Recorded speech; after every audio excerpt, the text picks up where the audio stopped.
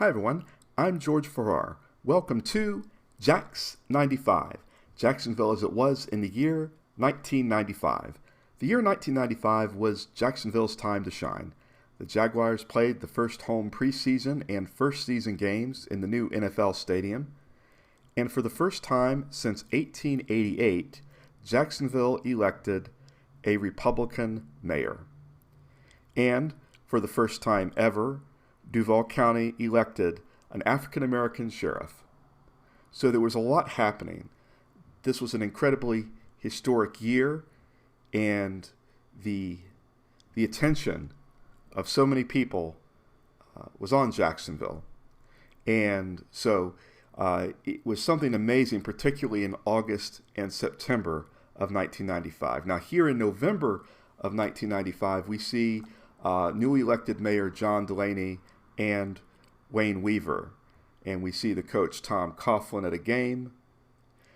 So let's talk about the election. Ed Austin was not going to run for a second term as mayor, so he endorses his chief of staff, John Delaney, who also was a big assistant for him in the state attorney's office before he became mayor. But all of this attracted prior mayors to run again for mayor.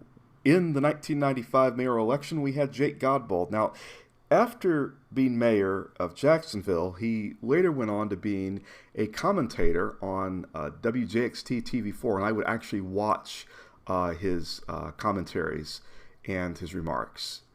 And so that was something that was incredible to have not only Jake Godbold running again for mayor, but also Tommy Hazouri running again for mayor. Now, he had an action-packed one term, okay?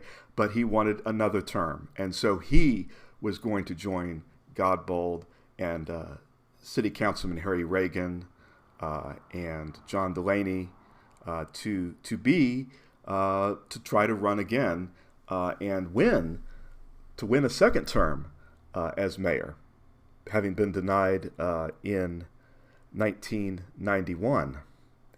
So he got a lot accomplished, and so had Godbold. And so in this hilarious Ed Gamble political cartoon, we see where Jake and Tommy are duking it out. Reagan's in the background there, and Delaney is grabbed in by Jake with his tie. by his tie and into the ring to fight it out, and he's holding I think it says Delaney in, and he's Delaney saying, "I hope they want to talk about the issues." And of course, then you have the mayoral race heats up, and you have the big three candidates there. They're running TV ads, and so this is to kind of imply that they're running a lot of TV ads, television ads for people to watch that were attacking each other, and just the whole thing. Now, keep in mind, though, that years and years down the road, here's a modern picture of Tommy Hazouri and Jake Godbold, and they look to be having a good time. Both of them passed away during the production of this series, and there's a tribute on a prior show in our series, and I profiled their accomplishments. And they did a lot for the city. And they both had an incredible passion for the city. So the time came for the municipal election. So here we see the results from the 1995 city elections.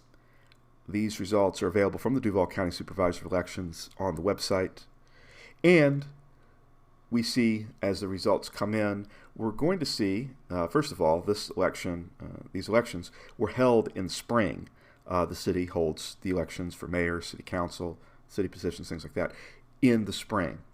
So when we take a look at the first election held on April 11th of 1995, we see that we have John Delaney, Jake Godbold, Tommy Hazouri, Steve Irvine, A.P. McElwain, and Harry Reagan. Interestingly, I remember Harry Reagan from his time when he was on WJXT TV4 as an editorial commentator. And he would talk about local issues. So John Delaney and Jake Godbold make it to the runoff on May 9th, 1995. And look how close the race was between them, Delaney and Godbold, in the first election and also then in the final May 9th runoff.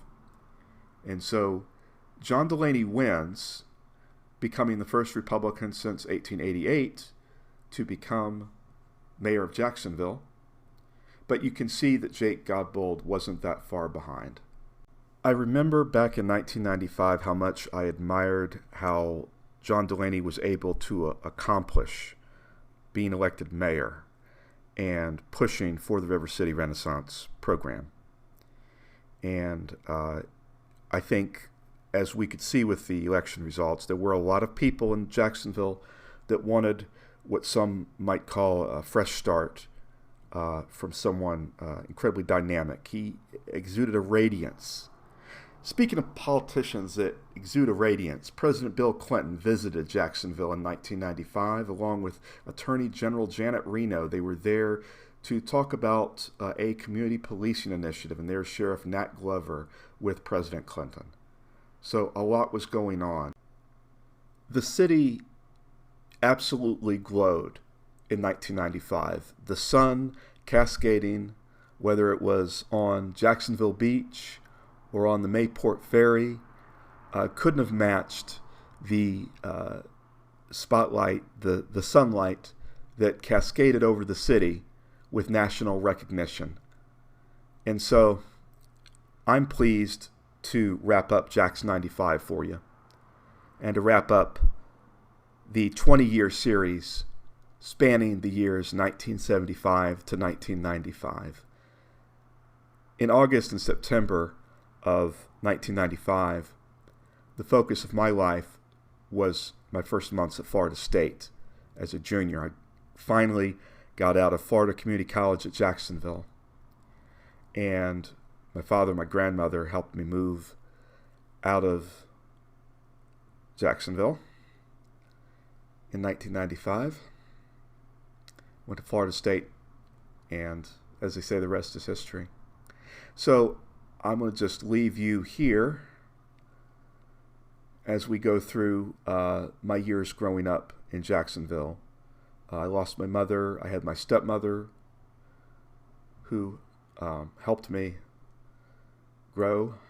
When my father and my stepmother split abruptly in 1988, it was my grandmother who helped hold things together to ensure that I was able, in 1993, to graduate from Forest High School, now known as Westside High. I can always be thankful for the hard work of my father at WJXT-TV for 25 years. He worked there, and he retired and then unexpectedly passed away in 2005. After he passed away, I moved back to Jacksonville from Orlando. My half-brother John passed away a couple years after I arrived back in Jacksonville. I got involved in numerous political activist activities. I would describe myself at the time and even today as a progressive. In 2012, I created the History Jacksonville History Series. I started out with it on my legacy YouTube channel, now known as Exploring with George. I intended it to really only be for 6 months. It ended up going on for a very long time. 8 seasons, 85 shows, 4 specials, and there are even more shows and specials, in addition to this 20-show series that's on the Jack's Life channel. So I decided to do this 20-year series spanning the years 1975 to 1995 because I had a lot to say. And if you watch the series from beginning to end, by Jack's 80, you could start to hear me talking about what I remembered, not just history. And so I've had a lot of great opportunities within this series to talk with you about the Jacksonville I knew, the Jacksonville I knew growing up in the first 20 years of my life. And increasingly, show by show, I was able to talk more about what made Jacksonville, that was what made me. And I believe that the stories that I've told, the things that I've shown, are in a lot of ways also, tangentially of course, the stories of the people of Jacksonville. So I've really enjoyed doing this series. Did you know we're on Facebook groups at History Jacksonville, where there is even more Jacksonville history to enjoy? Please check out theleftturnetwork.com for all my shows. Now is the time for me to say goodbye, and that is the hardest thing of all. Our last 2 shows in the Jack's Life channel before sign-off will be the Commemorative Musical Tribute honoring Jacksonville's Bicentennial and the sign-off. So, to you the viewer, I say thank you, goodbye, and good luck.